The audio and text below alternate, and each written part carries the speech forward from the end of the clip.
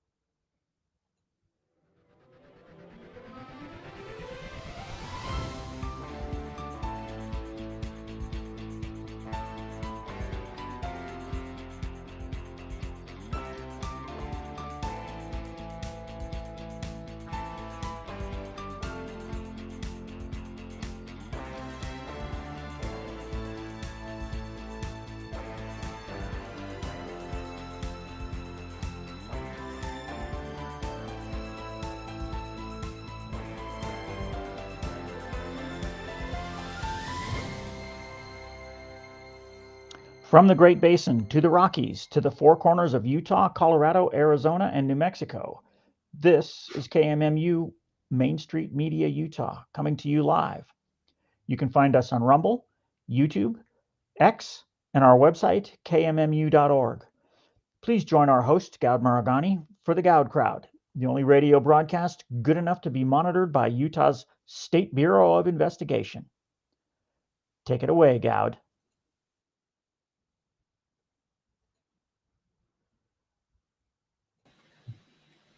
Okay, well, welcome to the Goud Crowd. I am your host, Goud. I just want to You start today. You like that little piece I put in there? I do like that a lot. Yeah, it's true. I don't know. For those of you who are new, the State Bureau of Investigation contacted me because I was reporting on Senator Jennifer Plum. She's a state senator here in Utah, and she represents a very liberal part of the state. So it's like I think it's mostly Salt Lake City, and it's that where all the crazy people live. She transed her son.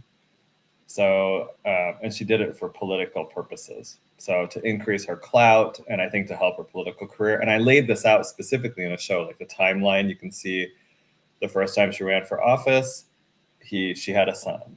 By the second time she ran for office, she suddenly had a daughter. It was a son. She just transed her poor son. Ruined his mental and physical health.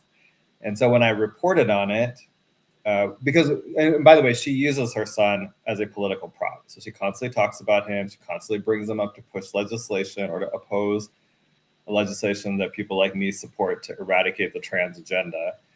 And she got upset because I exposed what she had done to her son, that all the information is public.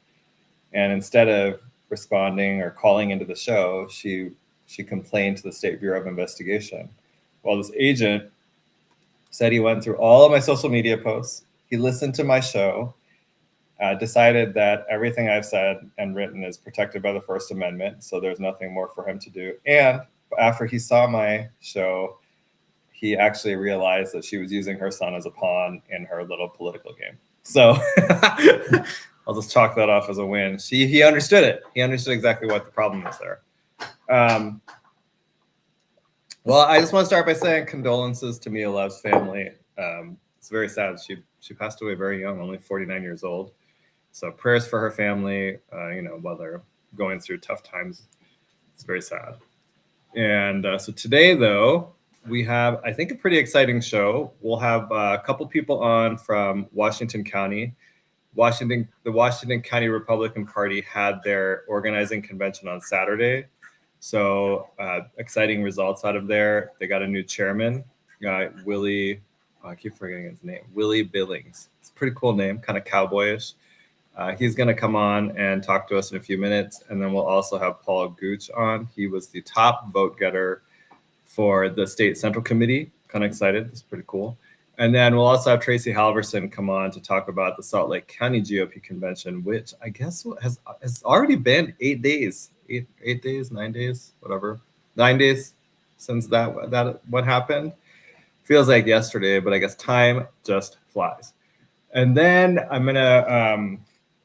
we'll have John Bennett come back on to talk more about Mountain Accord. There was some breaking news that came out of the Washington County GOP convention, although I would say not totally breaking, because I think it's been an open secret that Jason Chaffetz is looking at running for governor of Utah in 2028. But what's interesting is we've been talking about him for the past couple of shows because he played a role in this whole Mountain Accord issue that we have been discussing that relates back to the gondola. And so we'll talk a little bit more about that today, and maybe why I'm not really sure it's a good idea to elect Jason Chaffetz really for anything at this point. Okay, so while we wait for Willie to come on, let's talk a little bit about, and then if we have time, did my camera turn off? God, this is so annoying. Okay, it's a good thing. You just saw my background. It is a really good thing that it is clean behind me, huh? It's gonna be really embarrassing if it just like turns off and then you see like a mess. Okay, so what I was gonna say is we'll also talk about, I have a proposal that I think our legislature should pursue, and that is to remove the protections for gender identity when it comes to employment discrimination from the Utah Anti-Discrimination Act. I will walk you through why we need to do this. It's really important. If you are like me and want the trans agenda completely eradicated from our government and from our society, we have to take this next step, because under current law, what we're having is men who are transitioning into quote unquote women. And then we're forced to actually keep them on as teachers, for example. So they're living these fundamentally dishonest lives where they're lying to everybody and saying that they're something they're not. And now they're teaching your children and making them participate in that. And we can't do anything about it because our laws say that they have to be protected from employment discrimination. So I'll lay that out for you guys. If we don't get to it today, I will lay it out on X in the interim, and then we'll talk about it next week. I just think, we have a lot. This has to be kind of a moving target because sometimes there's a lot of news to talk about. Okay. Mr. Producer, just let me know when Willie calls in. Until then, let me share my screen. I have something. I wanted to talk about this. So this is a post by Alexis Entz on Facebook. I just want to add, I like her a lot. She's actually a very nice person. And I wanted to talk about this because I think it's interesting. She was on the SEC this last cycle, so 23 to 25. So 23 until now. And then she ran for re-election and she lost. And I'm wondering if this post had something to do with it. In the first, I couldn't fit the whole post in one screenshot. So in the beginning part of this post, she had talked about how, she supported Phil in the primary and then did not write him in the general election. Okay, fine. I don't know if that's really like a litmus test that disqualifies you from the SEC. Then she talked about Tracie's lawsuit, where she noticed all the SEC members, including me, that she was going to sue us. And that got Alexis upset. I understand that. I think I'm a lawyer, so it didn't really concern me that much, but I understand why people got upset about it. And certainly Alexis was not the only one. And then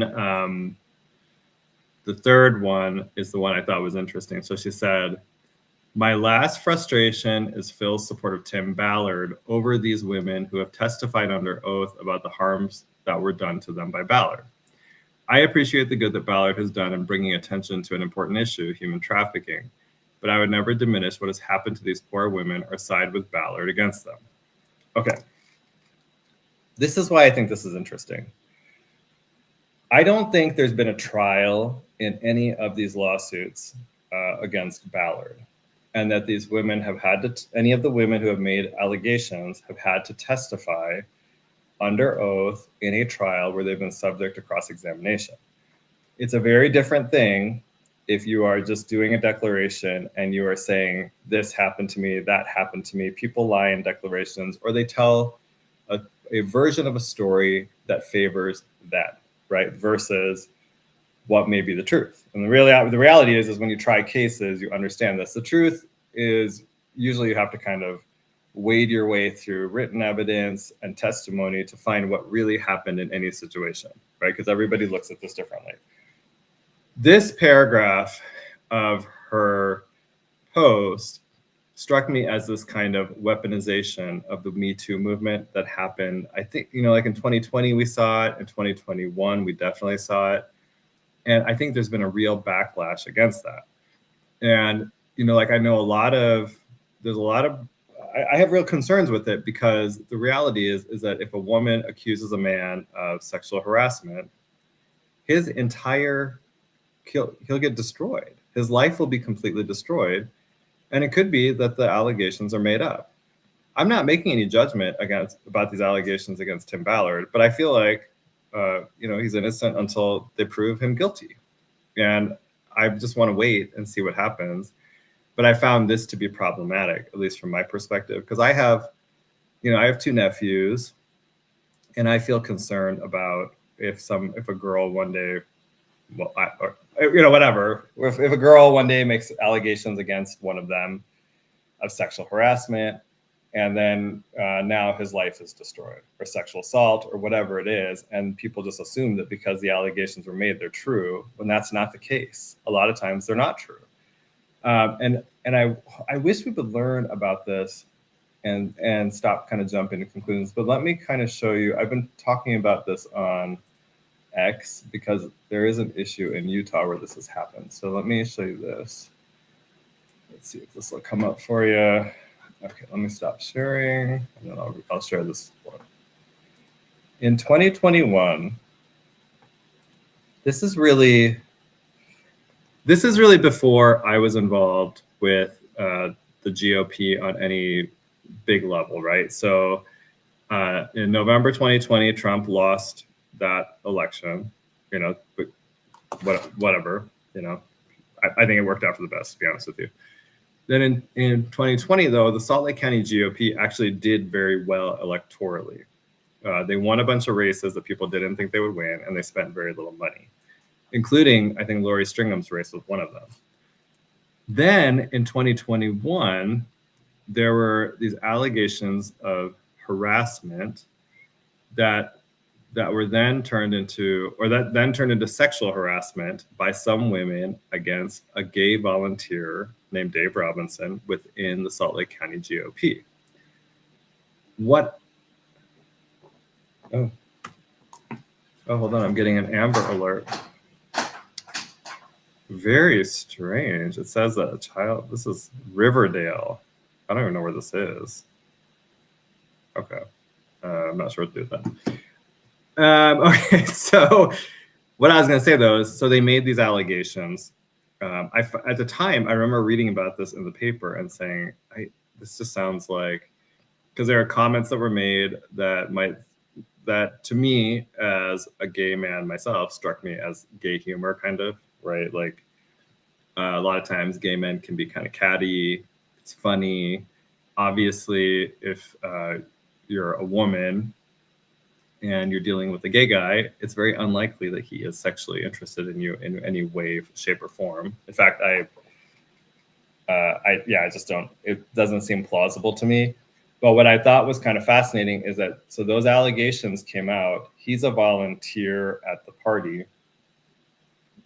And I've been looking into this a little bit, trying to figure out what happened, what really happened, and whether there's merit to the allegations themselves.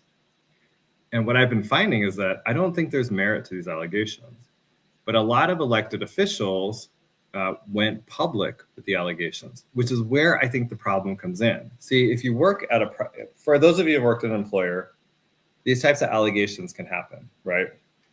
A man or a woman will claim someone harassed them, or they have a, what's it called? Toxic work environment, whatever. It's hostile work environment. And they're feeling very uncomfortable in that situation. So they'll investigate it. Oh, we got Willie on the line. Oh, you can drop him in. We'll take Willie right now. I will come back to this. I'll stop sharing this so we can talk to Willie.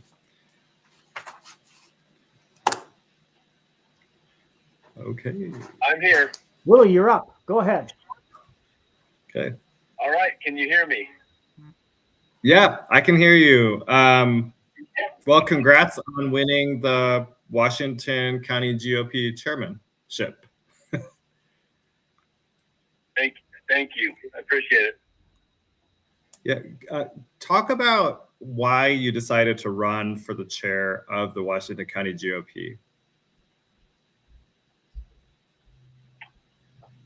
Well, I don't know if you know. I served in the same position 12 years ago, and followed that up with being elected to the vice chair of the state Republican Party. After that, I served in that capacity for a couple of years, and so I was, as the vice chairman of the state party. That's when SB 54, the signature gathering path, came through. And I fought that tooth and nail in that situation.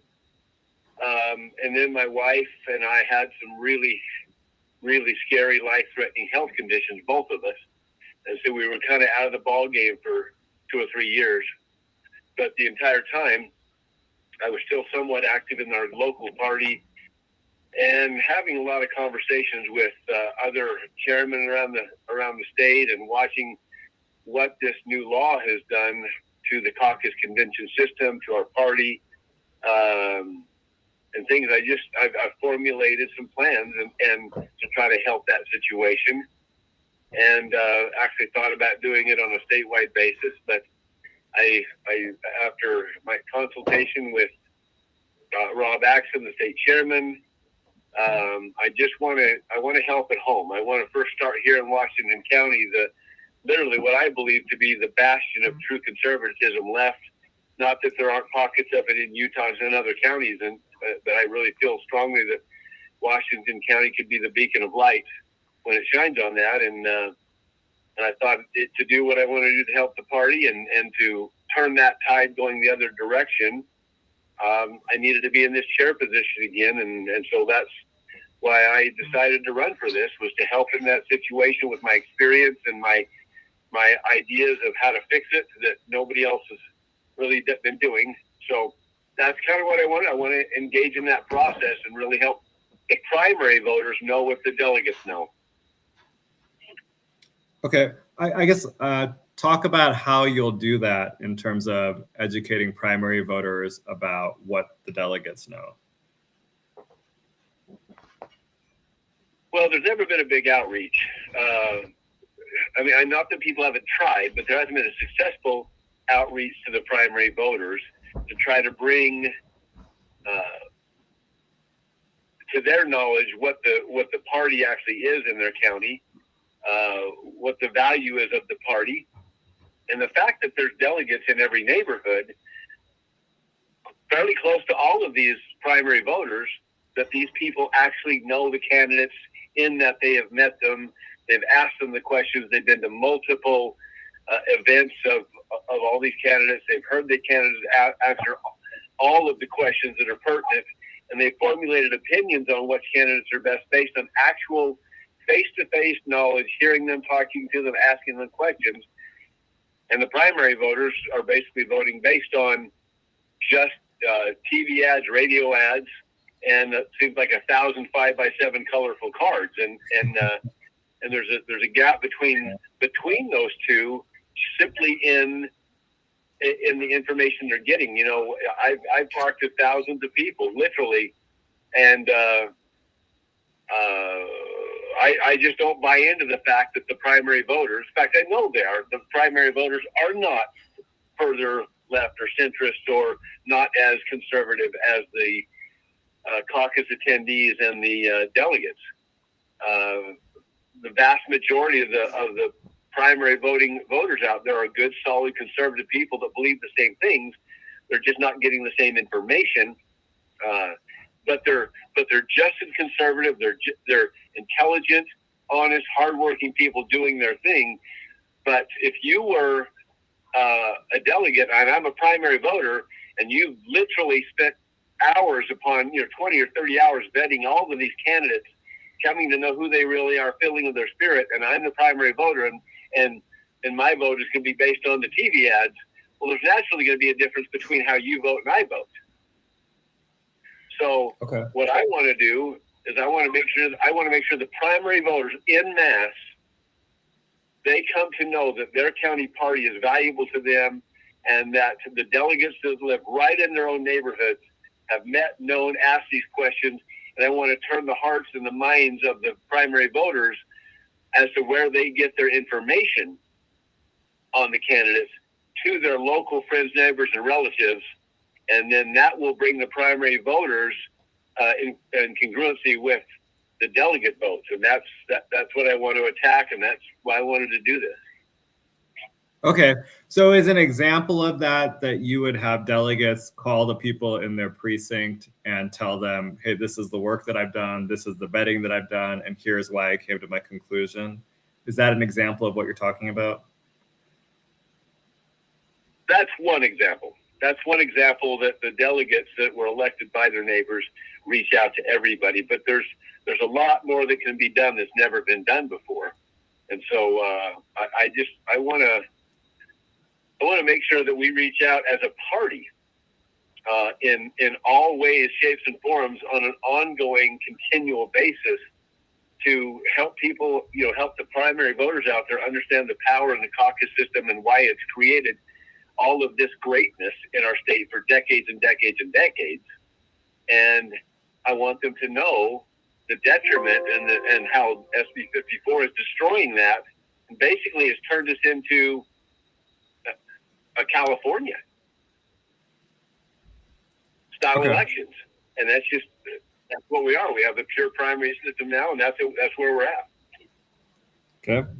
What kind of leadership changes should delegates expect to see from you?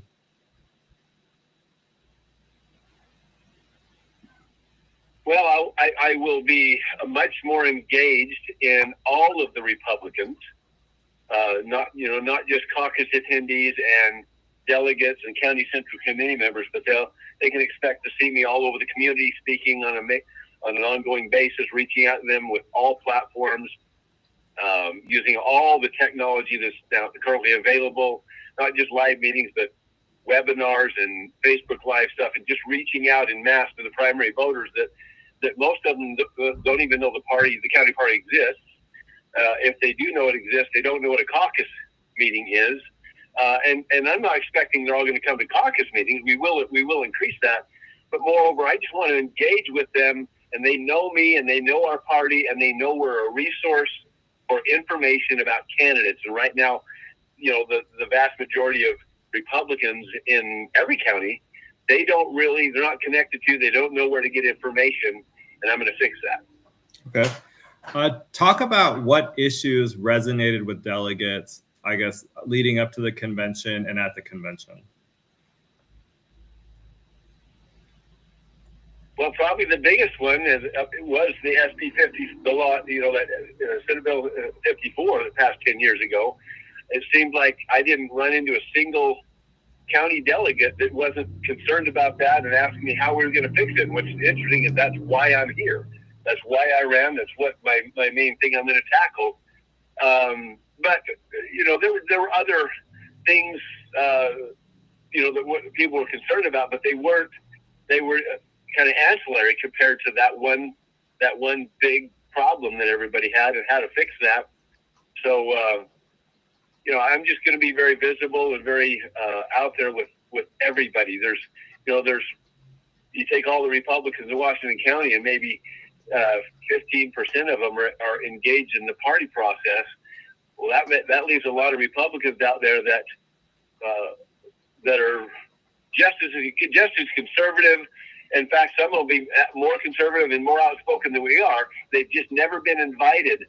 I just understand that if you take a bunch of people and new people and you engage with them, somewhere in those ranks of people are those 5 or 6 other people that would be heavily engaged in the party if they just were invited and somebody cared enough to reach out to them and teach them a couple of basic things, and they got involved, and all of a sudden they've got that fire in them too. And I want to find those people, and I know if I've got to reach out to 50 people to find 5, I'm happy to do it. Okay. So you have a 2-year term. How do you want people to measure your success during the term?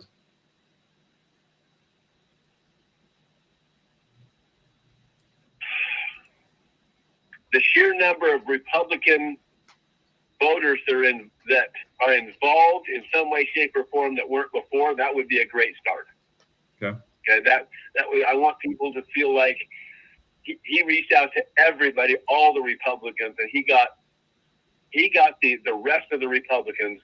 Now, again, not all, that's impossible, but I want people to feel like Willie reached out and he got the other Republicans involved, and that made a big change in Washington County, and strengthen the party, strengthen Republicans, and strengthen our community.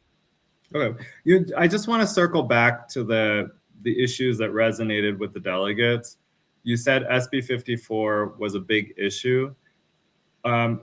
Was the entire controversy about signature gathering in the governor's race something that was brought up by a lot of delegates, by some delegates, or were there other issues that they were bringing up around SB 54?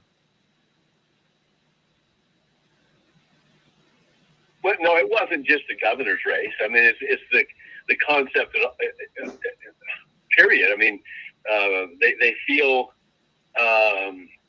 it's really hard to put 40 or 50 or 60 hours into vetting all the candidates and then show up, and it doesn't make any difference because people that gathered signatures, thumb their nose at you and even make statements in private and in public at the meeting itself that make you feel like you're irrelevant, and that's kind of what people have been feeling, and never more than the last state convention. So, there's some legitimate concerns right there, and we need to address those concerns. Do you have a plan to try to address those concerns with the legislature?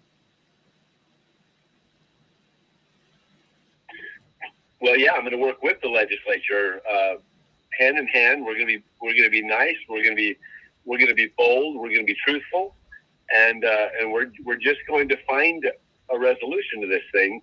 I think it lies more with the people themselves than it does the legislature.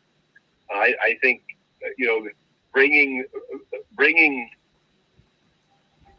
the primary voters' votes in congruency with the delegates' votes is going to go a long, long ways.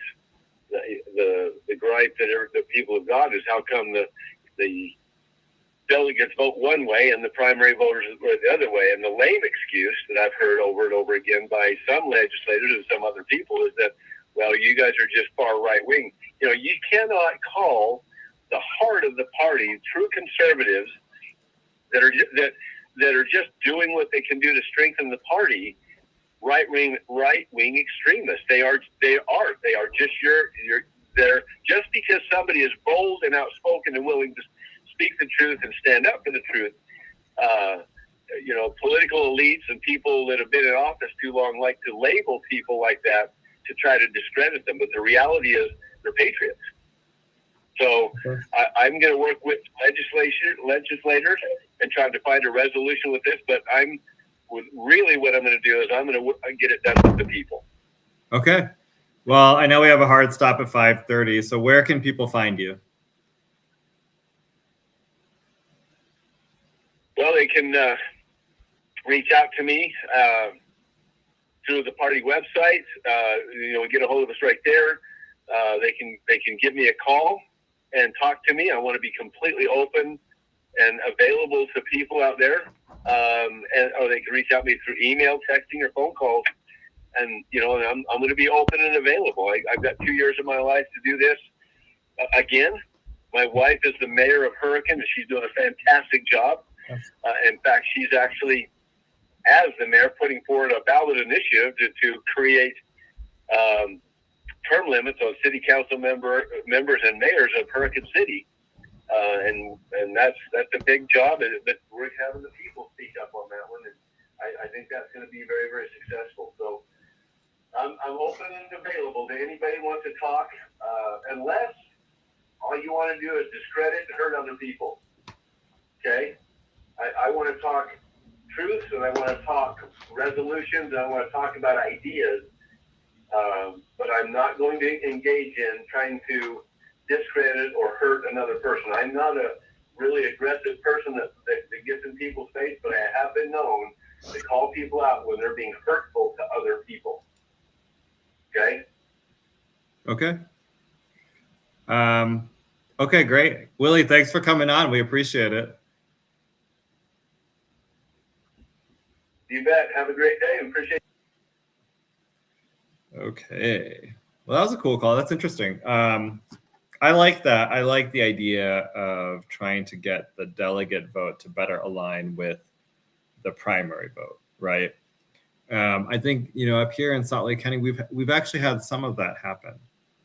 And so it's not, I think some of the idea that the delegate and primary vote doesn't align is not 100% accurate.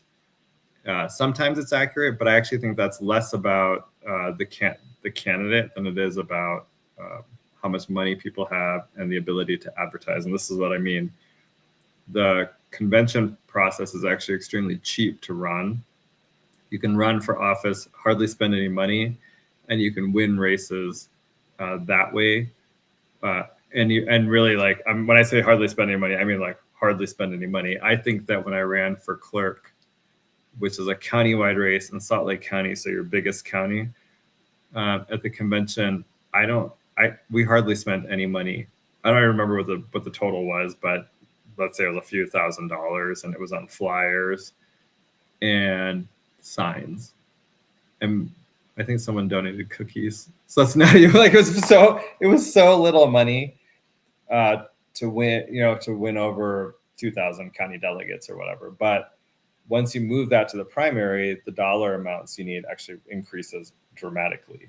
So I think that's why there's sometimes a misalignment, because the people that win a convention don't always have a ton of money.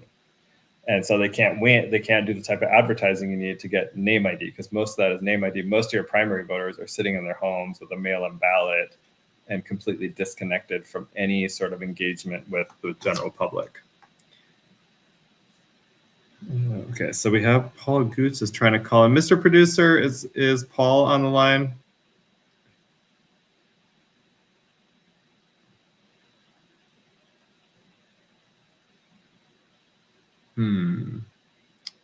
It's very quiet. Okay, so anyway, this is very interesting. Paul says he's on hold. Are you there? Yeah. I'm here. Well, I got you both. Perfect. Go ahead. There he is. Okay, thanks for coming on, Paul. Yeah, you're welcome, Goud. Nice to talk to you. Thank you. Yeah. So first, congrats. I heard you were the top vote getter for the State Central Committee. So that's pretty cool. That's what I'm told. I don't know if that's congratulations or condolences, but we'll take it. Okay. We'll talk about why you decided to run for the SCC. Well, in the first place, I have been on the SEC. I was on 2011 through 2015, so I was kind of there before Count My Vote and SB 54, and I was pretty heavily involved in the fight to try to save our caucus system. And then I got off in 2015, and just as I've watched things go, and especially how things went this last election cycle, I decided I wanted to get back in, and my internal sense of what our caucus convention system is all about, the heritage of it, the practical applications of it, how it protects our liberty, and the opposite, the thing that we're experiencing in this state with SB 54. I just feel like it's such an institutional corruption that's driving a lot of political and personal corruption in our state.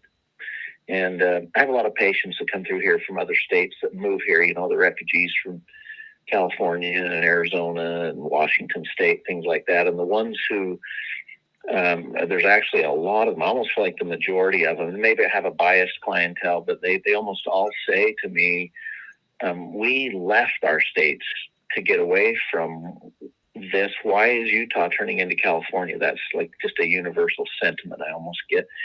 And I have found that almost all of the people I know, just say from California, for example, who once they learn about our caucus convention system, they're very, very ardent supporters of our caucus convention system and would just do anything to get SB 54 repealed because they can see the, the benefit of having representation at the neighborhood level, something that they don't have in their states. These states with these jungle primaries. It's a one-way path to California, and here we are, you know. Yep. So that's why I decided to get back in there. I know that the power structure that sits on top, they're threatening to, unleash Count My Vote again if we mess with SB 54. And I know that, there was just a big survey that hit the news that people love the dual path. But no matter what anybody says about it, the concept, the organizing concept that's involved with SB 54 is just causing utter chaos in the state. So I want to be in the right place if I can, by my vote or by my voice, be able to affect a change. I want to see SB 54 go away. I want our caucus system back in the role that it should have in helping us control our government. Okay. What are you hoping to accomplish on the SCC? Well, I know from my past experience being on there, I mean, there's a lot of, obviously we're the rulemaking body for the GOP. And we do have some pressure that we can put on our government. It's just not as effective as it used to be because they have a way around us. Interesting. But I'm there for the fight to try to preserve our caucus convention system against SB 54. I don't know what all that looks like yet, probably until we get there. But I'm sure there's going to be a lot of strategy going on in the background to try to figure out whatever angle we have to help our legislature see the light and our governor see the light to repealing SB 54. That's what I'm hoping for. And that's what the people down, that's the message that was loud and clear. One of the things that's happening down here in Washington County, there's a big push for unity. There's frustration that we're not unified as a party. Well, we can't be unified as a party with SB 54 in the mix. It's a very divisive thing. And we could go philosophical here if you want, but James Madison really made the case that it's the type of political organizing that he called Republican forms that happens at this neighborhood delegate-driven nominating at the level, that granular level. That's the only way you actually get the strength of unity in a way that still protects the rights of the individuals. And that's, if we want unity, we have to get back to that granular localism type of neighborhood delegate-driven activism in politics. That's where our unity comes from. Doesn't mean everybody has to have the same opinion. It just means we get the strength of being united. And what I feel like has been happening down here in Washington County is they've been pushing more for conformity of thought. And anyway, it's SB 54 is just ripping the party apart, which I think is by design anyway. Okay, let me so for people that are listening, if you don't know, SB 54 is a law that was passed that allows candidates to collect signatures to circumvent the convention process. So before it was passed, you would go to the convention. If you got more than 60% of the vote, you would win the nomination. You would be the Republican nominee on the general election ballot. If you got less than 60%, but more than 40%, you'd be put on a primary ballot. You and another person would put on a primary ballot, and you would go to the primary. But under SB 54, what it allows people to do is to completely circumvent that process. So they don't have to get at least 40% of the vote at the convention. They can just collect a certain number of signatures. So for example, in a statewide race, they have to collect 28,000 signatures. And if they do that, they're supposed to be verified signatures by registered voters in Utah, then they'll be put on the primary ballot, even if they do not get at least 40% of the vote at the convention. So that is what Paul is talking about. So that was the biggest issue that delegates were bringing to you, was that they want SB 54 to be repealed. Yes, I mean, that's the message that seemed like it was resonating the loudest down here. Everybody's tired of it. And you have all these delegates that, especially this last election cycle, saw their work go down the drain because of the candidates who went the signature route. And, you know, so you asked me why I'm doing this. And let me just take you back to the way I experienced politics in 2011 in our system in the state. And that was the people who held office, they really, really were interested in what the delegates thought. They wanted to know what we thought about things. And the incentive structure made it that way, right? You can't get on the ballot if you don't keep the people in the neighborhoods happy by way of the delegates that they choose. And it's the way we have self-government. After SB 54 came along, my take on it, my impression was that the leaders in this state built an ivory tower. They climbed right up in it, and they closed the door and kind of gave us, you know, they just said, talk to the hand. They don't pay nearly as much attention to the people in the neighborhoods as they do to now the money that drives the process. And if you just think about what happens caucus convention wise, like this is neighborhoods really not neighborhood delegates nominating candidates, but the signature route is nothing more than candidates who self-nominate through the gathering of disinterested signatures. It's not a nice way to say it. It's like a total it's kind of a theft in a way of the voice of the people at the grassroots level. And people down here are not happy about it. I don't know about the rest of the state, but down here in Washington County, the delegates are very, very unhappy about how the last election cycle went because their voice got squashed. And they don't appreciate the fact that the governor and the big voices in the media and everything are saying that they're a bunch of radicals. They're not radicals. They're just regular people who are trusted by their neighbors that get put into the process, and they do the hard work to figure out who everybody is. And you know, that's they're the average person who really is having the opportunity to get involved in the process. They're not professional political operatives. They're not, you know, they're not left-wing radicals that are getting paid by somebody to be there. They do it out of their, you know, they do it out of their sense of duty and at their own expense. Okay. A couple minutes ago, you talked about how there's been a push for more conformity in thinking in the Washington County GOP. I know in September, I have this actually on the screen, you had publicized how the Washington County GOP asked anyone who was in an elected position within the party to resign if they were publicly endorsing, I think it was specifically aimed at Lyman, but any candidate that was not the GOP nominee. How big of a role was this issue in the SCC elections? Well, yes. So, I mean, within Washington County, I think a lot of people were really, really frustrated.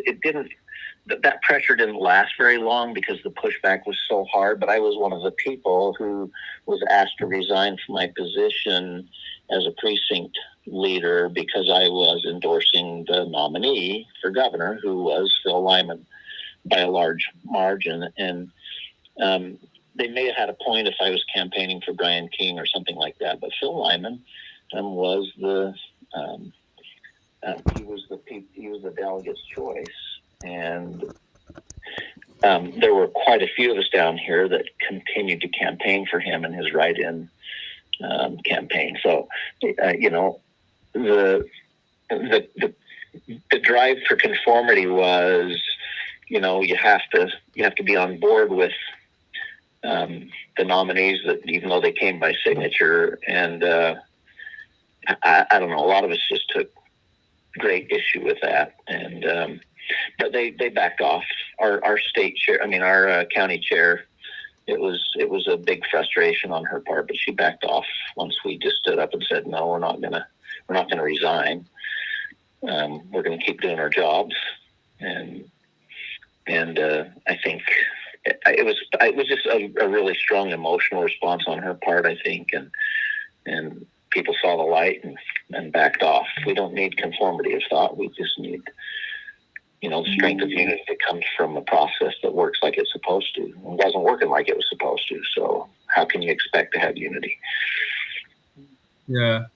Were any delegates concerned that you had supported Phil Lyman as a write-in candidate over Governor Cox? Did that come up as an issue at all? I heard, out of all the delegates, I only had two who, they actually didn't even question my support for Phil Lyman. Two of them just said that they liked SB 54. But that's after everybody that I communicated with by email and by going out and about. I got no pushback other than those two people. So I'm sure there's other people in the party who feel that way, but nobody bothered to, you know, approach me about it. Okay. Well, thanks for coming on. Where can people find you if they want to follow you? Just on your link there on X for this podcast, I'm there at Paul Gooch, and there's a picture of me sitting on a tractor with my grandson. I guess that's about the easiest way. I'm on Facebook also under Paul Gooch, and I'm an optometrist here in St. George. So if you want to dox me and do something funny, have at it. We do not support doxing here. Okay, so, well, thanks for coming on, Paul. I appreciate it. You betcha. You betcha. It's good talking to you. Thank you so much. Yep. Thank you. Okay. Well, I gotta say that was really interesting. I never thought about what he basically was saying about SB 54 is it defenestrated or took away all the power from your delegates, right? And so it really takes power away from neighborhoods. And that's how I see it. Like, I didn't think about it as concretely as he just explained it, but conceptually, primary voters overwhelmingly are people that are sitting in their homes with a mail ballot who have had no contact and have no requirement to have any contact with anybody, right? And I think that's actually a big problem in Utah in general, because before I moved here, I lived in Texas. Before that, I lived in DC. In both those places, in-person voting was the primary form of voting. And so you would go on election day, you would stand in line, or you go early, one or the other. There are always people there handing out flyers. They got signs up. Even if you've had no contact with people running for office or that are or their representatives, you'll definitely have it when you go vote in person. The thing with an all-mail system, though, is it completely gets rid of those contacts that could happen. So with that caucus convention system, though, what it did is you have your neighborhood people that are representing you at the party level, and you know them. You can go contact them. Their information is public. You can talk to them about issues, what's bothering you, what you want to see them address. And they used to have all this power because these elected officials wanted to get their votes when they came up for re-election. Well, SB 54 completely gets rid of that. And if you notice, you can tell, actually, it makes sense. Some of these people don't even show up anymore. They don't have to. Think about it. Like, why would, Governor Cox, he doesn't really show up to events because I think he'll get booed, which understandably, but he's an elected official. He should be able to tolerate that. But I think that's really fascinating that now they took away all the power of the delegates. And I definitely feel this time around that it was even worse than before. And it is because Governor Cox and Lieutenant Governor Henderson, I believe they did not have the number of signatures they needed to get on the ballot. And they showed that it doesn't even matter. The entire thing is just a facade to be able to circumvent SB 54. So without SB 54, we would not have had Governor Cox get reelected. And the reason is he would not have been on the primary ballot. He lost a convention. Now, he's said that he collected 28,000 signatures, but I don't think he did. And I think 11 people in the company that he used have just been charged with forgery, right? And let me just add this. There is not an incentive for the Attorney General to go after and figure out every single person who was collecting signatures who broke the law, because I think it was probably more than 11. We may just be at the tip of the iceberg on this. And the reason that I say this is that our Attorney General, unfortunately, is not an independent guy who is ambitious. And let me give you an example of what I mean by this. I think it was like so remember there was Governor Cuomo in New York, and there was Letitia James, the Attorney General. She comes out with all these allegations that he is sexually harassing people, whatever it is. He ends up resigning, right? I remember hearing that she did that on purpose because she was planning on running for governor. She was independent of him and ambitious. In this case, Derek Brown is not independent. Maybe he's ambitious, I don't know.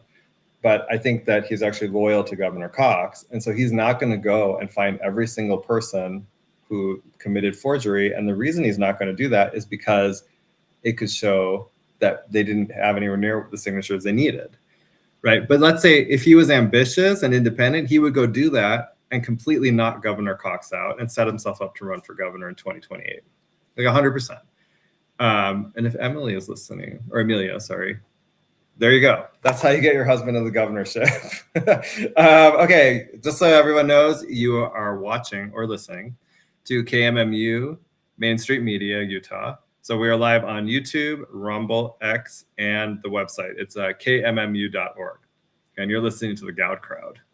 Let's see here. I think there's some comments. Oh, so someone said the Amber Alert is in Riverdale. I don't know. I still don't know where that is, but I think there's a child in danger. So if you are in Riverdale or nearby, maybe keep an eye on that, right? Okay, so someone said, great job, Paul. Yes, great job, Paul. Thanks for coming on. Let me see here. There's one other thing. I should probably give myself a plug. I have my own law practice, as I think a lot of you know, due to my political activities. I was fired from my job for politics. And so one of my clients actually posted this. I thought I would share it. I've been representing April Despain, and she was sued. And so I've been defending her in a lawsuit. We've had a couple of days of evidentiary hearings on it. The lawsuit's actually really fascinating. I'm not going to get into details about it, but I'll just say that, if you are, if you have a lawsuit filed against you because your constitutional rights are being violated, I can represent you in that. If you have other litigation issues you need help with, I can represent you in that. And let's see here. If you have tax disputes with the IRS, I can represent you with that. Well, and if you have a small company that needs general counsel services, give me a call. Okay, so I'll do that. That's my little plug. It's called the Maragani Law Group. I probably should have used my first name in it because I actually don't think most people know my last name, which is kind of weird. But okay, let me continue what I was talking about just a couple of minutes ago to finish this off. But, I was talking about this whole people making these sexual harassment allegations against people. And what I was saying is that this, I believe, is an example of one that was made that, first of all, was done. I think this was improper what happened here, but I think it's going to turn out that the allegations are actually false themselves. And so what happened is, just quick summary. After the 2020 election in Salt Lake County, there were allegations of harassment a few women made them against a gay man who was volunteering. Okay. And this thing blew up. The women went to the press with the allegations and they made it go public. And they basically tried this sexual harassment case against a volunteer of the Salt Lake County GOP in the press. I just think that is really disgusting because they destroyed this guy's life. And by the way, he's gay. I don't know if I mentioned that. He's gay. And then what happens is while this is going on, Candace Perucci gets involved and she puts out a public statement talking about how here's the statement. I'm sharing it with you guys. Let's see here. Let's see. And here's my question. So in here she says, I just want to make this quick. This guy was volunteering for the party. They make these allegations against them. If you worked at a private company and there's allegations of sexual harassment, those will be handled internally by the company, right? They will not be handled in the press because part of this is if someone is innocent, you don't want their reputation to be ruined. That's wrong. But here, these women ran to the press.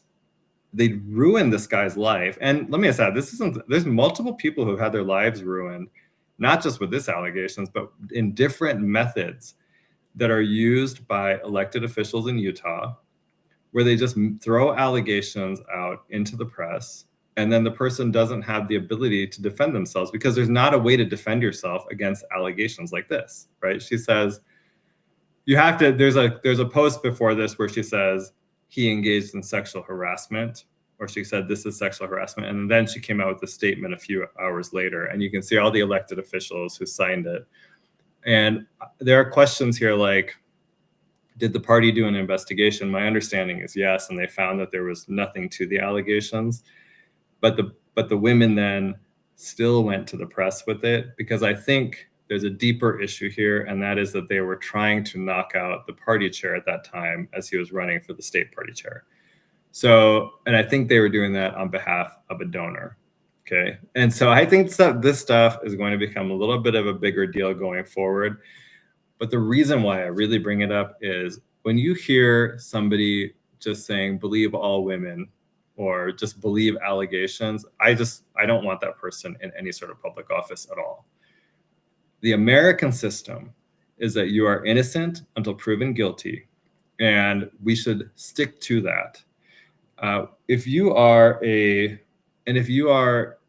woman and you have a son, you have a brother, you have a father, or any men in your life at all, you should be concerned about this because their lives can just be destroyed based on allegations, and the allegations don't have to be true. And we've seen multiple examples where women weaponize the Me Too movement to destroy someone's life. And they use the press. That's what happened in this example I'm giving you here. And they just churn the issue and it just destroys the person's life. Candace Perucci is still in an elected office. She will not answer questions about this statement and the other tweets she did, including, for example, like what was it based on? What investigation did you do to make sure that the allegations were true? Did you talk to the person who was being accused? Did you talk to the accusers? Did you find out if there was an investigation? We need to find all these things out because if she didn't do that, I don't think she should be in elected office because she'll do this to other people. She thinks it's okay to destroy someone's life for political gain because that's all this is. I'll leave that there for now. We'll come back to it another time, but I just want to make sure that people understand why this got me worked up and why that post I showed you earlier by Alexis got me worked up because it was very much on the level of just believe all women. You just believe them. If they make an allegation, it must be true. And I don't think in my life I have found that is not actually the case. So, and it's not, because women are not more believable than men. They lie just like men do, right? I mean, there's no difference. People lie all the time. That's why you don't just believe anybody. And if you are just believing people, you're going to be led into a very bad place. So, okay, I think we'll have another call, but while we do that, let me pull up. I have another image here I want to talk about from the Washington County Convention. This one was interesting because this is an issue that is, that I'm very into here. So let's share this. Okay, so this is, I saw this photo because Eric Mustos posted it, right?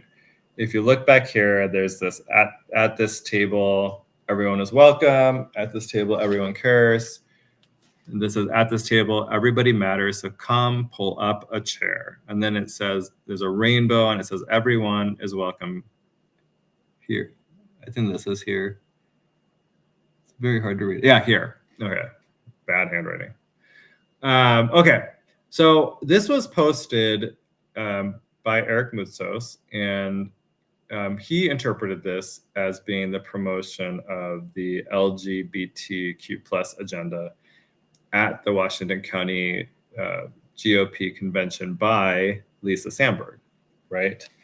And this is kind of an interesting story. So I saw it and I thought, oh, that's interesting. I wonder, is that true, right? I mean, and I think the reason he thought that I think there's more history there than what I know about, but also that there's a rainbow being used in this. It sounds very like the type of stuff you hear from lefties all the time.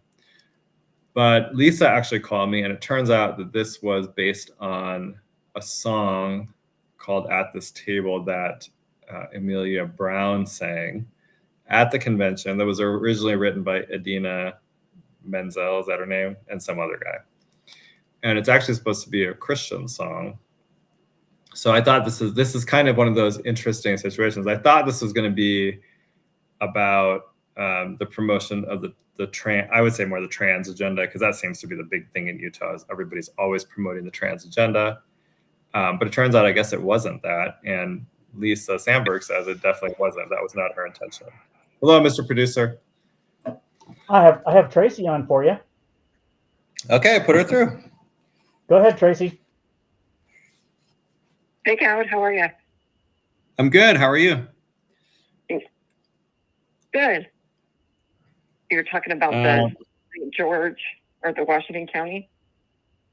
Yeah. I don't know. Can you see the photo I have up on the screen? Yeah, I can. Yeah, I thought so. Eric Mustos had posted this, and I was like, oh, that must be the promotion of this like LGBTQ plus or trans agenda or whatever you want to call it. But Lisa called me and she said that wasn't her intention at all, and that actually it was about that song called "At This Table," which Amelia Brown sang at the convention. And I don't know. Do you have any thoughts on it? That's kind of random, but No, I don't know if that was her intent or not, but it probably backfired on her, I guess. she didn't get elected. But I was listening to you earlier about that post. I don't know how old that was when Candace did that and stuff, but I've noticed that there becomes this self-righteousness when people become, elected or leaders. There becomes a self-righteousness. Like sometimes they even make up these fake sins, and they beat the crap out of these people and don't even have the real fact. It's almost a childish way of doing things. It's the same thing with SB 54. It's very childish. It's like, no, you didn't pick me at convention. That's not fair. I get a second chance at nomination. It's very childish way of doing things, and I've noticed that is kind of what happens here in Utah. I don't know if that's in every state, but it is here, and it's just like it's the same thing with supporting somebody, nominating. A lot of representatives will say, well, they supported me in my campaign, so I'm supporting them. They do it up on the Hill too. Well, he supported my bill, so I'm supporting his bill. If there's like no principles, it's just feelings. Everything's based on feelings. They don't have any facts. Like it's not mean to not support somebody that you may not think that they would be the best for that job. Like even Mike Terry, he got elected as state party chair or as county party chair, and I supported him through the his county race because I think he does well on land issues and thinks about some things, but he doesn't really understand the delegate system, in my opinion. And that it's not rude to challenge somebody, or it's not rude to not support somebody because you think, oh, well, I thought they would be great in this position, but I don't think so in this position. And it's not rude to not agree with somebody's bill. I've noticed that is like a big thing here. Like they take immediate offense if you say, I don't agree with your bill. And it's very odd that the emotion needs to get out of politics in Utah, because it's like they can't take anything constructive, or if you don't support their bill, they'll not support yours. It's just really weird politics here. It's, to me, people are oversensitive. They're very oversensitive. I get phone calls from people and they'll say, oh, Goud, I don't want to come on your show because some people that call in have been mean to me, or they've attacked me. And all I think to that when they say that is, do you have any idea how many news articles there have been about me, completely attacking me, making these baseless allegations against me? And I will still, if the Trib called me today, I would still talk to them, because I feel like, that's just part of the game. I get it. Like, that's just how it works. But I know that people who really know me know how I really feel about stuff. But I just find it interesting because it's like they're so sensitive and they won't come on this show. They won't talk to the media. And then I don't really understand why they're in politics at that point, right? Like, just hang out with your family then.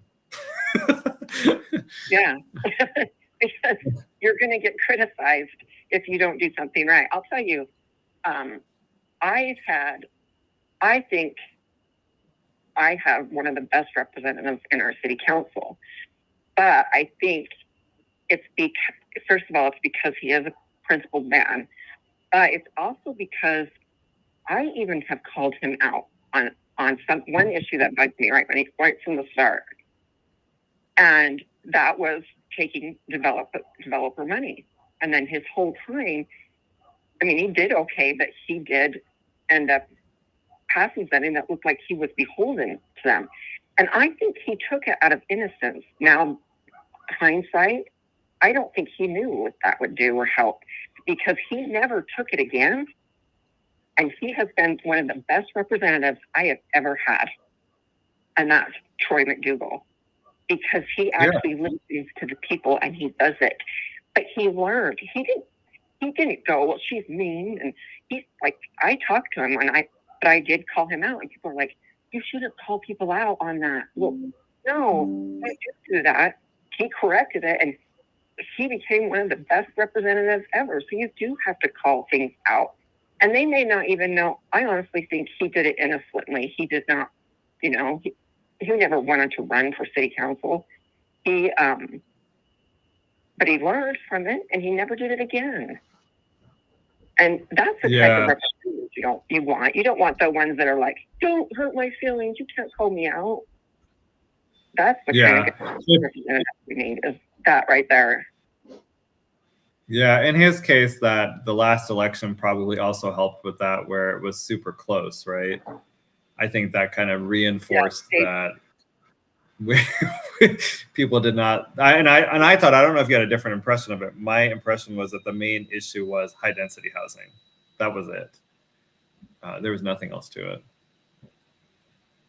Yeah, and that's another good point, though. Is you have to run. Like, people won't run because they're scared of losing. I mean, I sit there and watch to see if anybody would step in the race and try to challenge Mike Terry. You don't let people run unopposed, because then they just think, oh, I've got this. And then they even become even more emboldened. And so that's where I stepped in, and Tracie Gale pointed out a good point, is why why do we have the filing and then it happens a week later? You can't even campaign or do anything from within the week. And he's 100% right. I mean, unless you get right in on the game, you have 1 week to even get in front of the delegates, and that's wrong. So I know Mike said he would sit down and talk to me about SB 54. I don't have any faith that he's going to be anything better than Chris Knoll, but we'll see. I mean, at least he's willing to sit down and at least talk instead of Chris calling us destroyers. And like, no, we're trying to save this system. We believe in the system. And so that's another thing is Chris Knoll got up on the stage and stuff and called us all like destroyers. Don't vote for the destroyer. It's really odd behavior, very childish. You know, it's interesting. I talked to Chris, and then I invited him on the show, right? Because he said he did not he said he did not call people destroyers. So I said, well, do you want to come on the show? And then, well, no, just let me finish, and then you can say.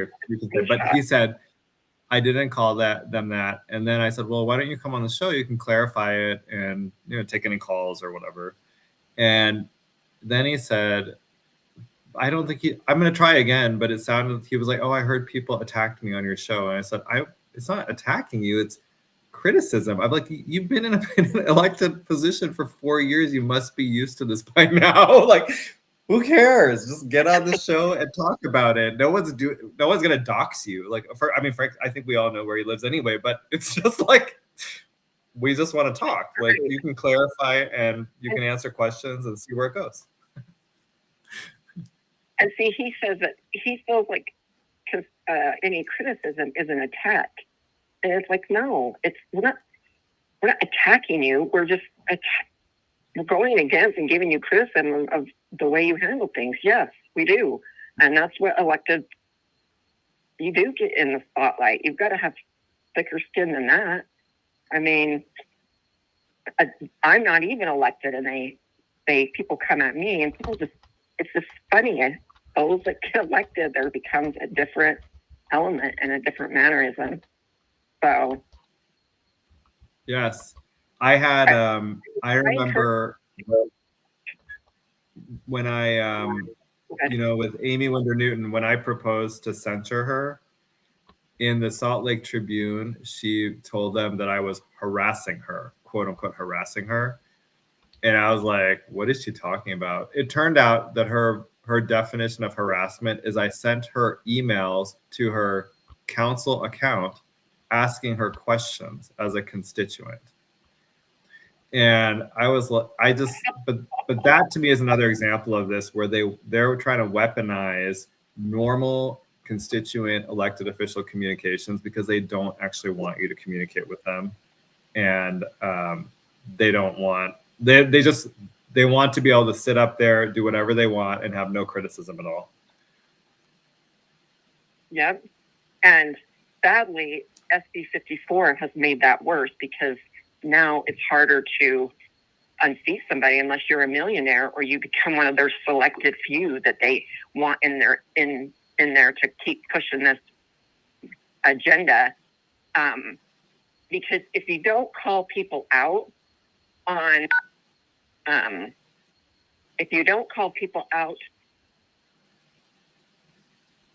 when they, sorry, my husband interrupted me, but if you don't call them out or censor somebody, you don't deter such bad behavior.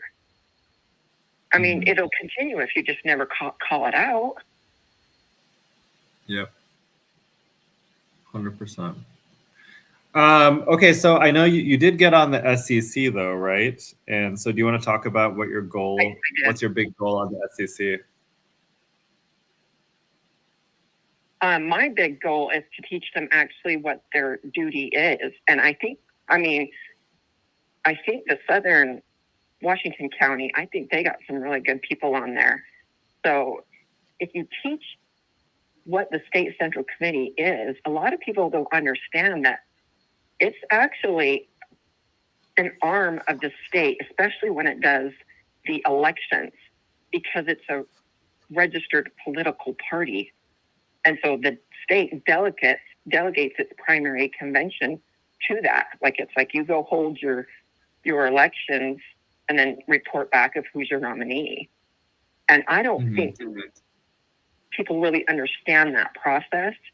So to me, education and teaching people, like when I went to tell them, no, the code says that the state central committee is just supposed to certify the elections and give the names to the lieutenant governor.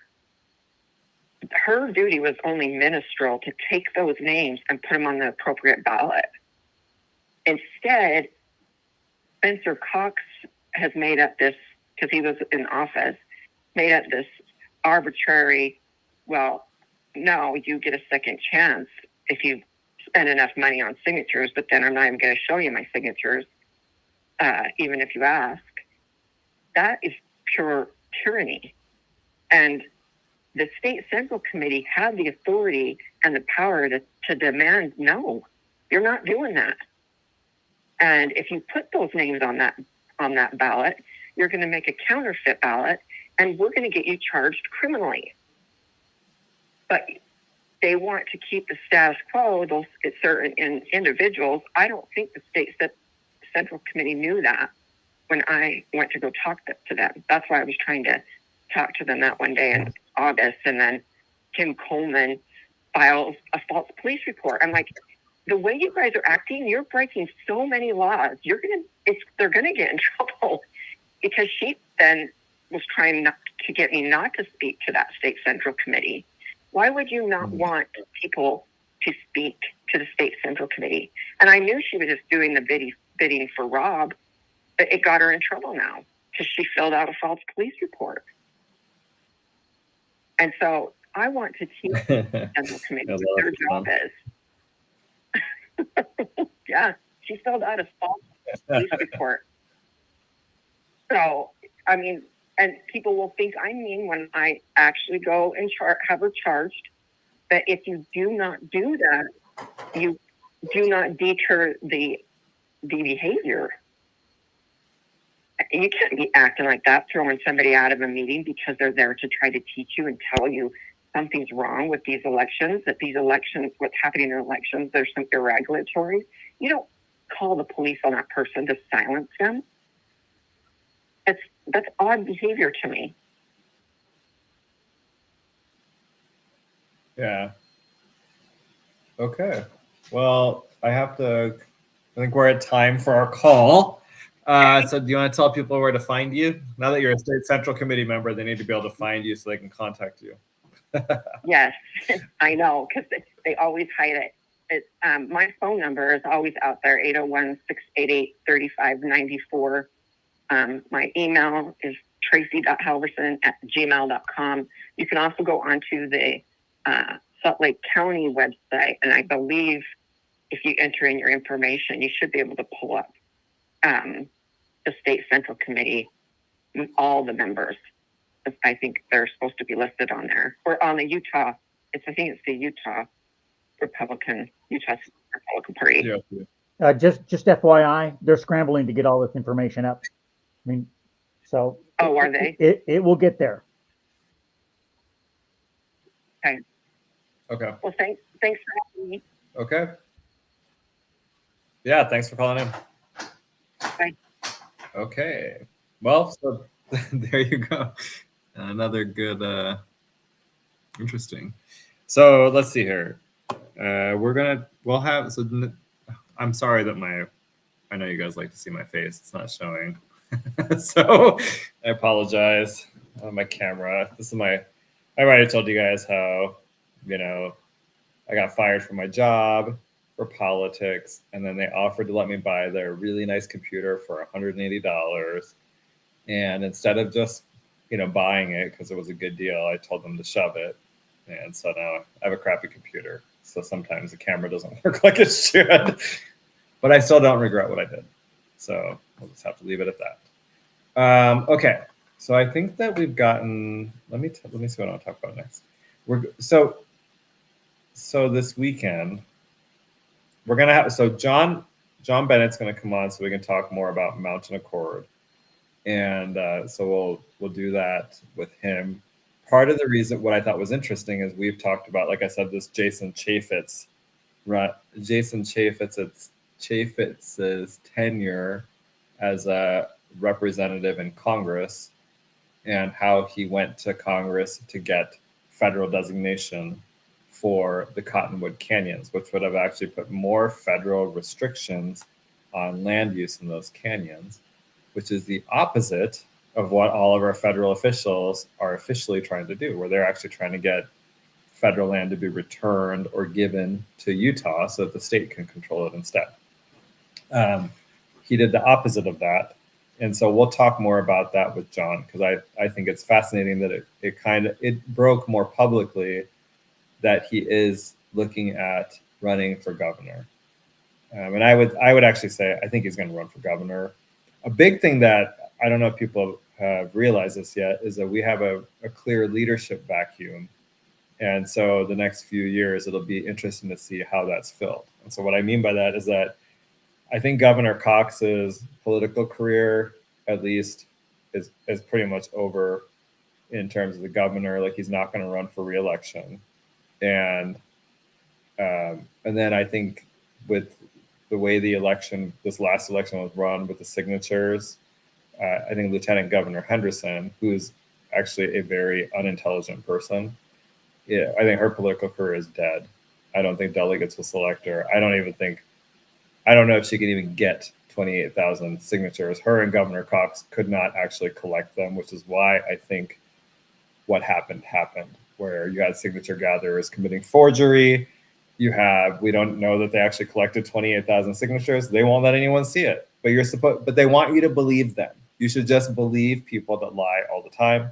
There may be some of you listening who actually do that. I do not do that. If you want, we have every right at this point to look at every single signature that they submitted to evaluate whether those signatures are from actual Utah voters and whether they are legitimate or not. And I think as long as they keep them a secret, we should assume they did not get the signatures they needed. And so they essentially stole the Republican primary and should not be the governor and lieutenant governor.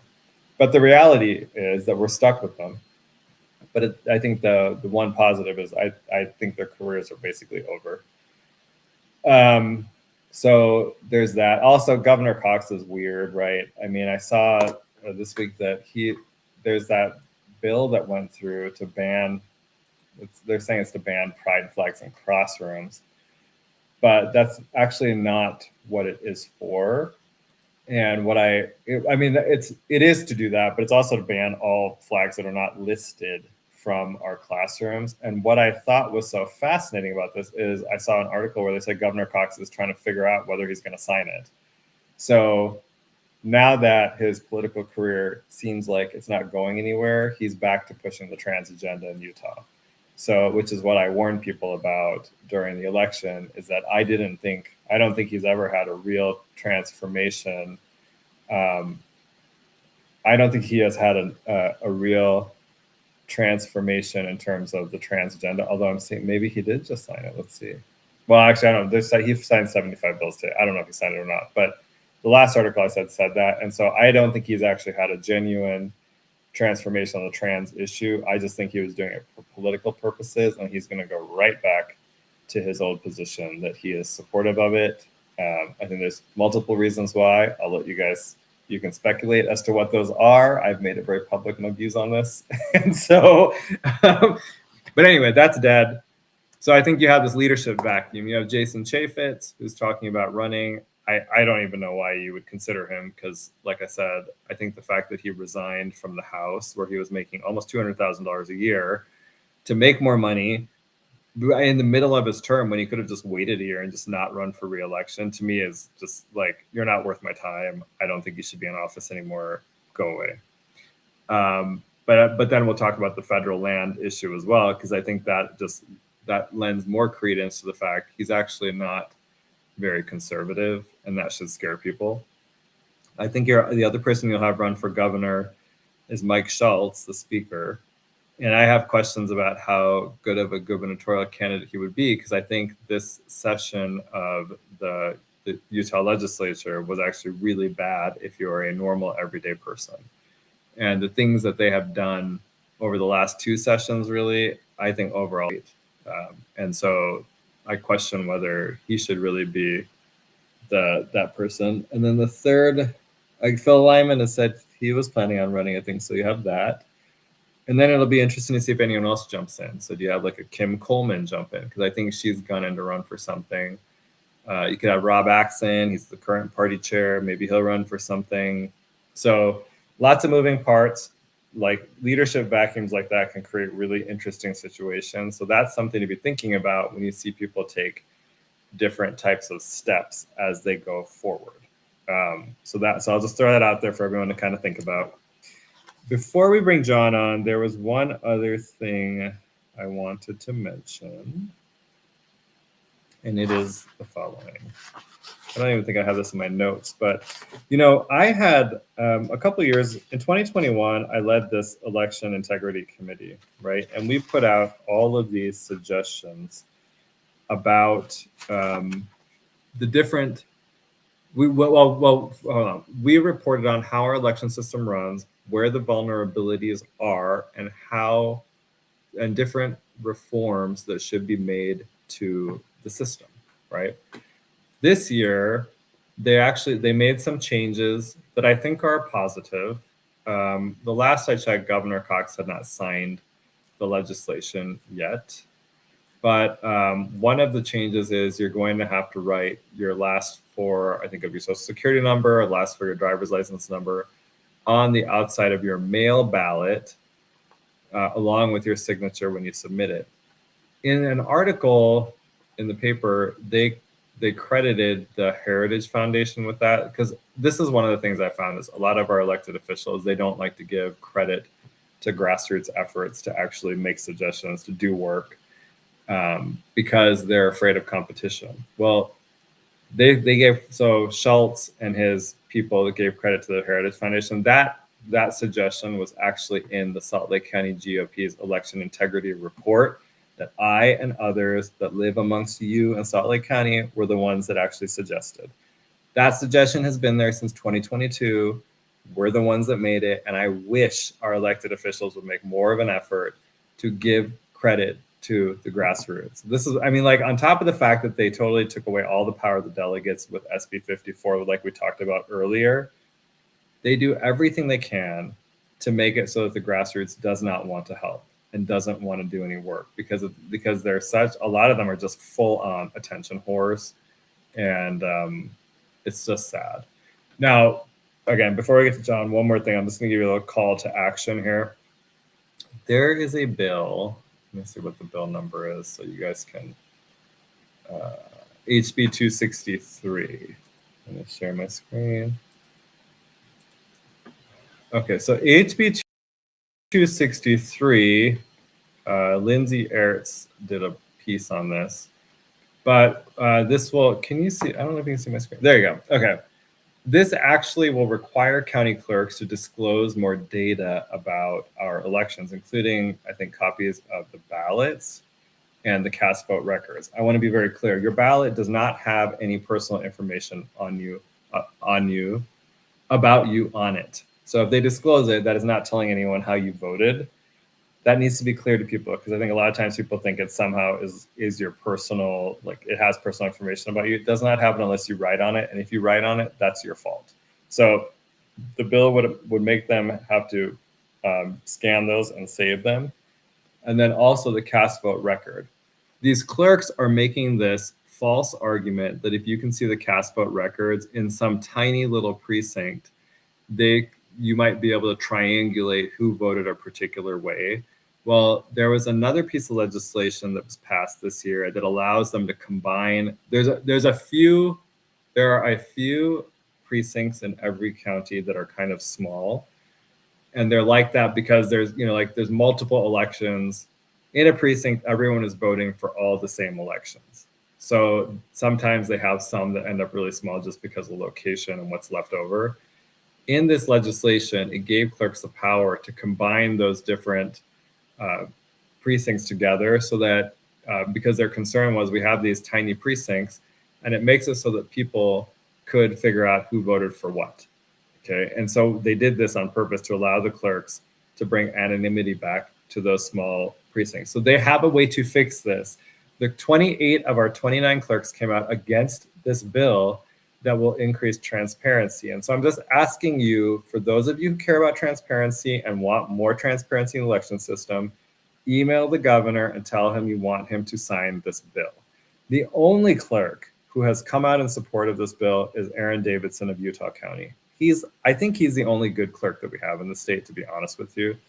And the fact that the other clerks don't want transparency is a big problem.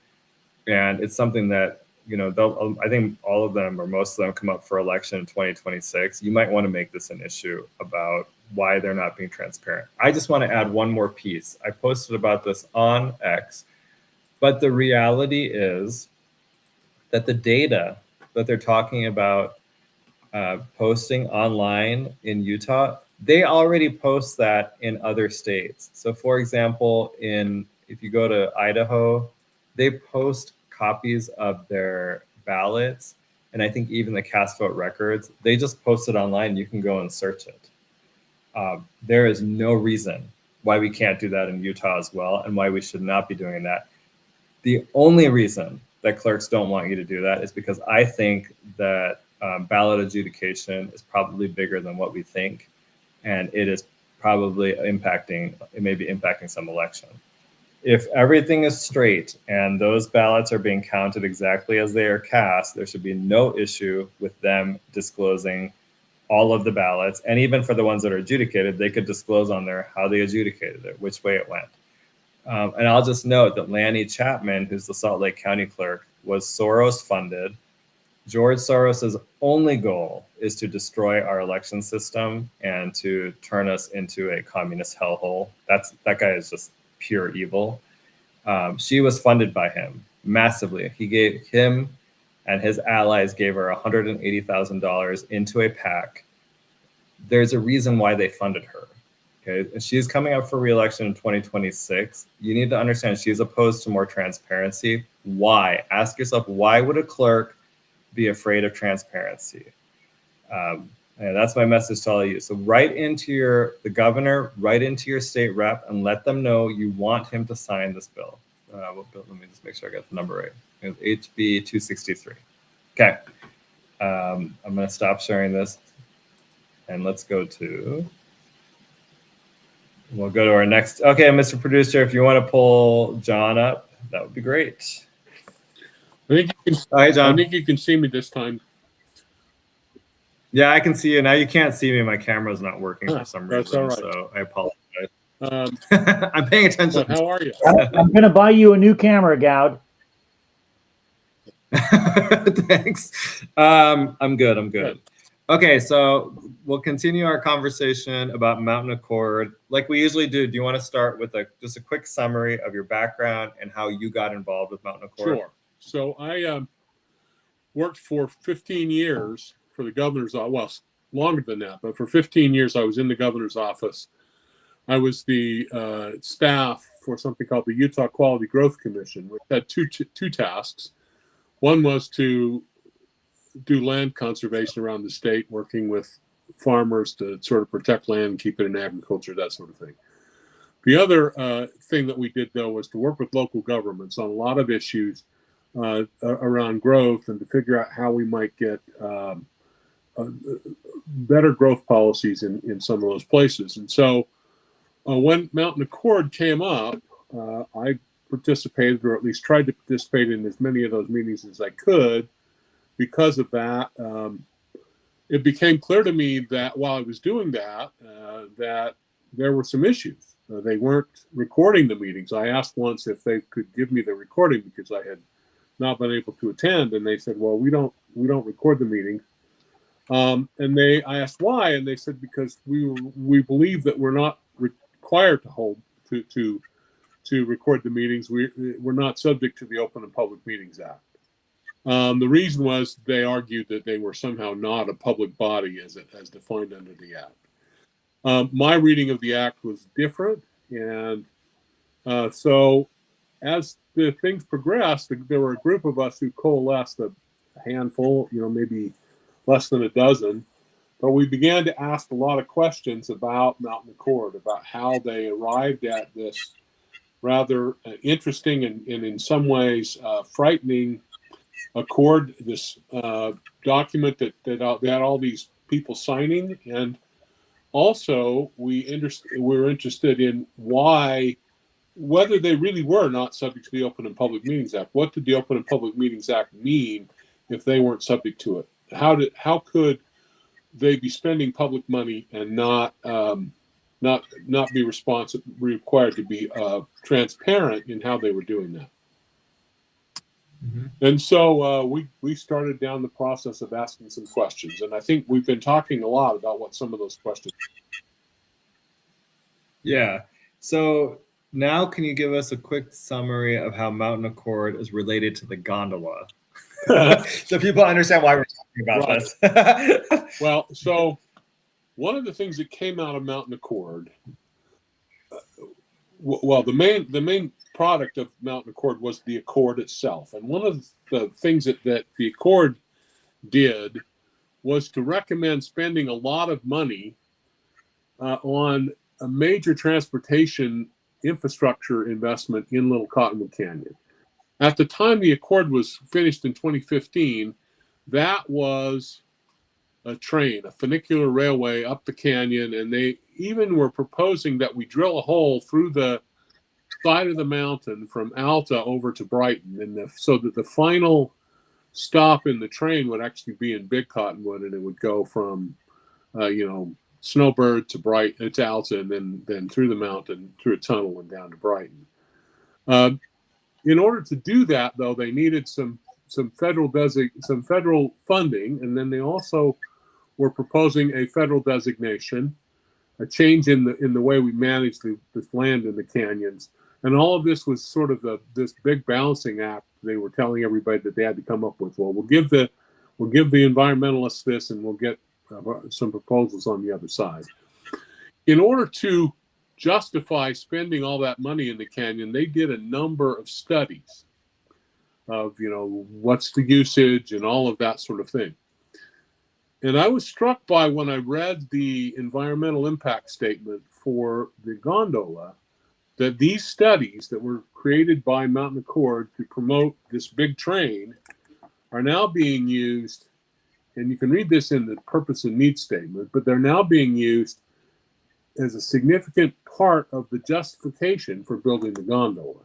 So that's why understanding what happened with Mountain Accord, why it still exists in the form of the Central Wasatch Commission, and why we need to be watching that and watching how this has progressed over the last 10 years, I think is important.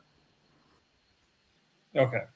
Now, the purpose and needs statement is part of the environmental impact statement that was created for the gondola. Is that That's right? And it's the piece of that defines why we need to do this. So the whole purpose for building this project, what is it what's the justification for building this project? That's the purpose and needs statement. And then the other chapters are basically looking at the environmental impacts and some of the other issues around it. But the purpose and needs statement is the statement that defines the purpose for doing this. And my impression was that much of that was based on these studies that were done for Mountain Accord 10 years ago. At least they reference fairly regularly. Okay. Now the next thing I want to talk about is, it's kind of an open secret that Jason Chaffetz is planning to run for governor. And there was some news that broke out of Washington County where somebody talked about how he's looking into it. Can you talk about his involvement with Mountain Accord? So one of the things that the Mountain Accord had tried to do in 2015 and that the Central Wasatch Commission continues to try to do is to change the management structure in the canyons. You do that by redesignating the land. So right now it's just general Forest Service land. It's designated as forest land, and the land under the ski resorts is owned by the federal government, and it's being used. It's being leased on long-term leases for the skiing purpose. They were proposing at that time, and I'm not sure of the specifics now, but at that time they were proposing creating a Central Wasatch National Recreation and Conservation Area. So they were talking about creating this new entity with two sometimes competing uses, recreation and conservation, which would then necessitate creating a new management structure, appointing new staff to run it. So you're talking about a new process for management and a lot of new money to do that. Jason Chaffetz was approached at some point by these political leaders. We're talking then Mayor McAdams, later Congressman McAdams, who basically took over one of the seats after Jason Chaffetz left, or he may have been there, and he and Jason may have been there at the same time. I'm not sure when Jason left, but he was the person who defeated Mia Love after her second term in office, and he was in there for one term, and then he was defeated by Burgess Owens. So so Mayor McAdams, there were a number of representatives of environmental groups. Save Our Canyons is one. You see Laney Jones and others who represented Mountain Accord. A lot of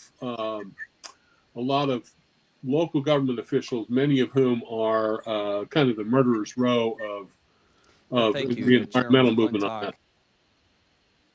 Okay. Do you see the screen, John? Yeah.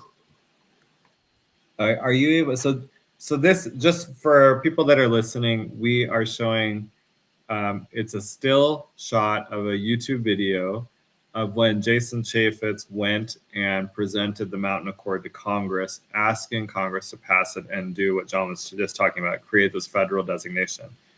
I've stopped it at 9:29 because now you can see the people that are sitting. You can see Chaffetz and the people that are sitting behind him. Do you know who the people are that are behind him, John? If you look at right in the middle is former mayor of Salt Lake City, Jackie Biskupski. Next to her, right there, that is Carl Fisher, who was at that time the leader of a group called Save Our Canyons, an environmental organization that was working in the canyon. Okay. If you go to the far, just so we're clear, Biskupski is a Democrat, she's right? A Democrat. We haven't had it. And then and Fisher, I mean, they're environmentalists, and I don't know whether they make contributions, but he certainly would be more supportive of the Democratic policies on the environment than some others. If you go then to the right, the other direction, I'm not sure who that one is. I can't see it, but next to him is Ben McAdams. Next to him is Chris Robinson, who is a Democrat from Summit County. Now, Chris is interesting because he's a rancher, but he is a Democrat, and he is the current chair, or until recently was the chair of the Central Wasatch Commission. And then next to him is Laney Jones, who was the director of Mountain Accord. And so you can see there's quite a few. I mean, all of these people are people who would not support the traditional position of Republicans with regard to public lands, which has been to support the traditional multiple use philosophy, which is that we have public land for many users, recreation, conservation, and other purposes, but people who make a living on it. So we're going to lease it for oil. We're going to lease some of it for logging. There's a multitude of uses, and we should be doing all of those. And in recent years, the Democratic administrations have tended to go in sort of less uses and putting more control on the federal government. And the position of the state in every place except Salt Lake County has always been that no, we want the state and the local governments to make these decisions, but particularly the state, because the state is the one that's responsible for, for interacting directly with the federal government. We're the ones who, the state is the ones who, the federal government, essentially the federal government is the constituents of the states, not the other way around. And so the state is the one that has the authority to sort of make those kinds of, or at least the standing to make those kinds of arguments. So anyway, the state has made this argument that we want less federal control and more local control and more state control everywhere, except in this case, you had Jason Chaffetz, who decided that he was going to represent his constituents for some reason instead of telling them to come back with a better bill. And he goes to Congress and proposes that this bill be presented and passed by Congress. And interestingly enough, the chairman of this subcommittee was Congressman McClintock, who was a Republican at that time. This was a time when the House was under control of the Republicans, and he basically reminded Congressman Chaffetz of the difficulty that we've had here in Utah when we've tried to do these accords, these issues where we're going to bring everybody together. And in fact, there was something called the St. George Accord or something like that, which resulted in a bill that passed Congress that granted a whole bunch of protections for various pieces of land. In other words, the federal designation, but it didn't spell out what was going to happen with the transportation. It made a proposal that suggested that everybody was supportive, but it was going to have a continued talking about it. And he really takes the task with regard to that, because that's exactly what they were proposing for Mountain Accord at this point. So it's an interesting piece of film. Yeah, we played this last time. I'm wondering if we should replay a little bit so people get a feel for it. Let me see if it'll work. We'll play a little bit. Questions by the members, and I'll begin. Congressman. Okay. And we're not doing that. So I can't deal. Mr. Producer, if you could pull it up and go to 1358 and play it for just a couple minutes, we could do that. But give me the link, Goud, and I'll pop it up. Okay, thanks. Okay, but while we're doing that, we'll come back to this for those of you that are listening in terms of the video itself. I will just give me 1 second here. Let me send it to Mr. Producer. Okay. Talk about, or actually, do you know if any of Chaffetz's employees attended Mountain Accord meetings? As I understand it, he assigned someone from the Salt Lake City office to attend those meetings. And so he should have been well aware of what they were proposing, and he should have been able to understand how that would affect other constituents in other parts of his state. That the interesting thing about the Utah congressional districts is that they all have both urban and rural constituencies. And if you set this precedent in Salt Lake County, that's going to have potentially have an impact on your constituents in rural Utah who would like to see things go in a different direction. And so they should have been aware of those conflicts and that interest. And because he had a person who was assigned to work for a woman. Now, I can't remember her name, but a woman who worked for him, who he assigned to attend all of those meetings. So she was likely in attendance at, from the beginning, so she was likely in attendance at all of the meetings, setting it up and moving forward. So he can't argue that he didn't know what was in the accord, and he can't argue, I don't think, that he was somehow confused about what this proposal did, because he certainly had his staff there to give him the information that he needed about about what was being proposed. Okay. Now, can you talk about the relationship between Zion's Bank and Mountain Accord? I don't think people understand this piece of it, so if you could kind of give us a summation of Sure, that. maybe we can talk about this more fully the next time. I know we're getting short on time, but let me give you a little, just a little bit of a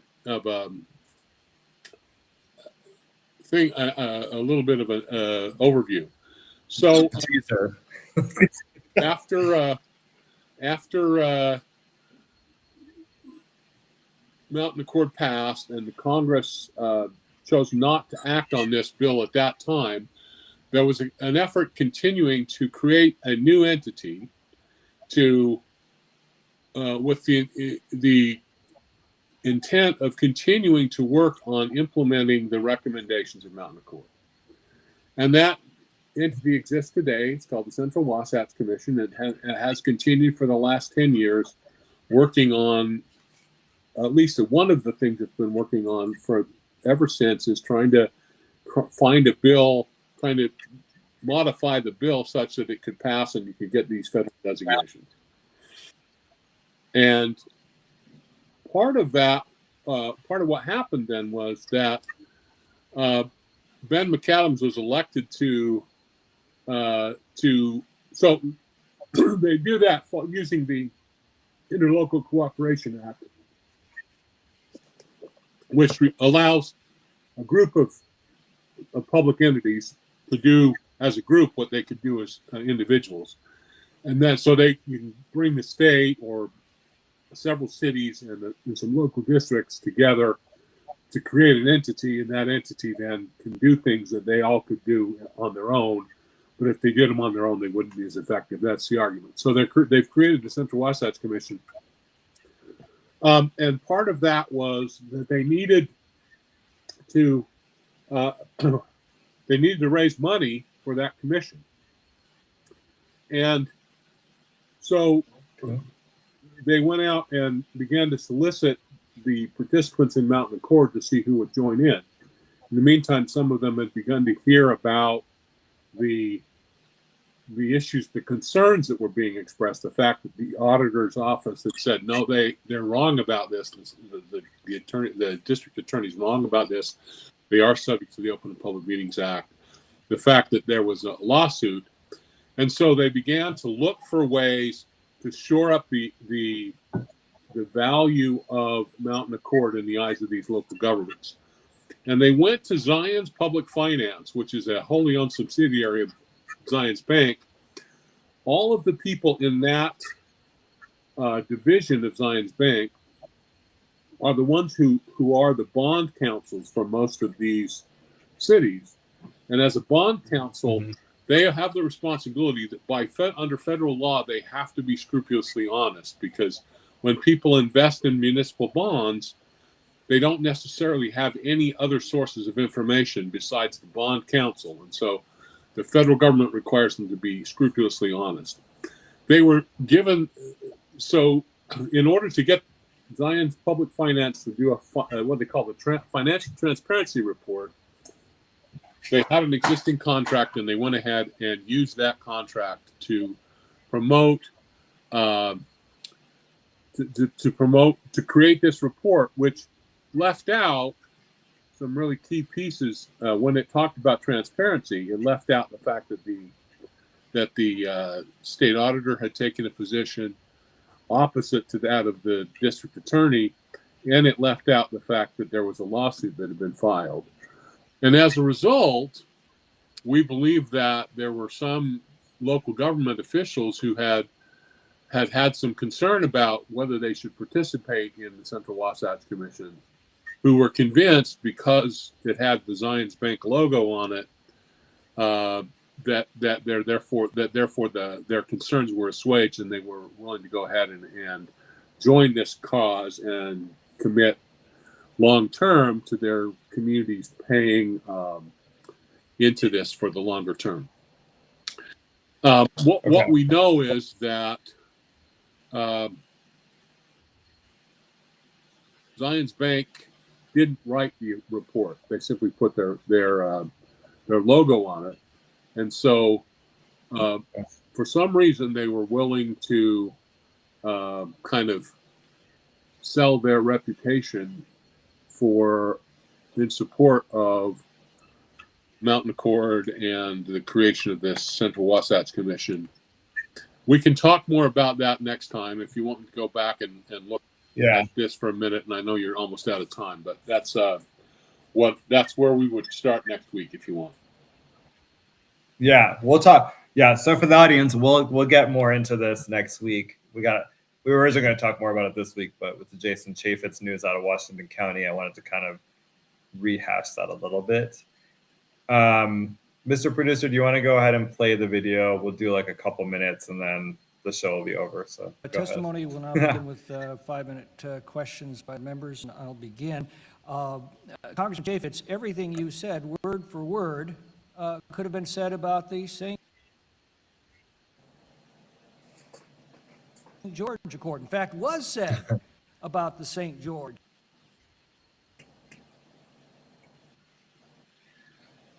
Okay. Mr. Producer, we can just pause it. I'm not having any better luck to environments Yeah, were you can all just pause enshrined it. in the bill. Everything else was a promise. Okay. Well, John, thanks for coming on this week. Hey, we will have you back. I'll have you come back and next we'll week talk if more. you need me. Yeah, we'll do that. Okay. And we'll get more into it. Talk to you later. Thank you. Bye-bye. Yep. Let's see here. Okay, folks. So next week we'll get much more into the let's see if we can get we'll get deeper into this issue of how Zion's Bank's relationship with the Mountain Accord. I think it's really interesting, and I think it'll also go into politics as well. So because this Mountain Accord, as we kind of dig into it, you can see there's a lot of moving pieces, a lot of very powerful people involved, a lot of odd things. Like I hope you noticed today, Jason Chaffetz, when he went up to Congress to present the Mountain Accord and asked that it be passed into law, everybody behind him that he brought was a Democrat. And I'm fine with taking good ideas from the other side, but I think if everybody's a Democrat and you're talking about a land use issue, probably not going to be just good ideas in that group, right? I mean, they tend to be cannot use land for anything except keeping it open and maybe returning it to the Native Americans or something. Something crazy like that. Okay, so we have a minute left. We didn't get to so next time I will get into what I think should be our next move in terms of the trans agenda in Utah. Specifically, under the Utah Anti-Discrimination Act, there was a compromise passed in 2015. Overall, I support the compromise. It added sexual orientation and gender identity as classes of people you cannot discriminate against when it comes to employment and housing, in exchange for making it so employers cannot discriminate against you for your expressive activities outside of work, right? So there is a benefit. Where I think the amendment needs to happen is that we need to remove gender identity as a protected class under employment. And the reason is right now, because of that law, if someone comes out and says they're transgender and they're a teacher, we have to keep them in that position. We can't fire them. And that means that your children are now being exposed to the trans agenda. They're having to participate in this person's lie because the person's living a fundamentally dishonest life. And so they'll have to be calling a man Mrs. whatever. The man could have autogynephilia, which is a sexual fetish that your children are now participating in. But we'll get into that in more detail next time. I'll try to post about it on X in the interim. Well, I appreciate all of you. This has been the latest episode of the Goud Crowd, so thanks for listening. We will be back next Monday from 5 to 7.